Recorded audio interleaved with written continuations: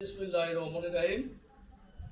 আমাদের গ্রামের বাড়ি ভোলা থেকে আগত কাঁঠাল পাঠিয়েছেন আমার বড় ভাইয়ের মেয়ে।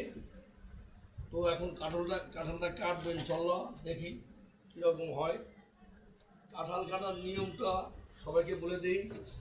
আগে হাতে সরিষার তেল হাতে মাখবেন, তারপরে কাঁঠাল কাটা শুরু করবেন, তাহলে হাতে কষ্ট লাগবে না। হ্যাঁ, এক নাতি আর নাতিন আছে, কাঁঠাল খাবো আর খাবো। দেখি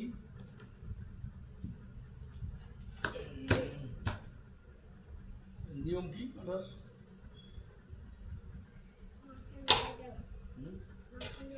মাঝখানে দুবার করে বলে, সেটাই ভালো হবে। চিকন তো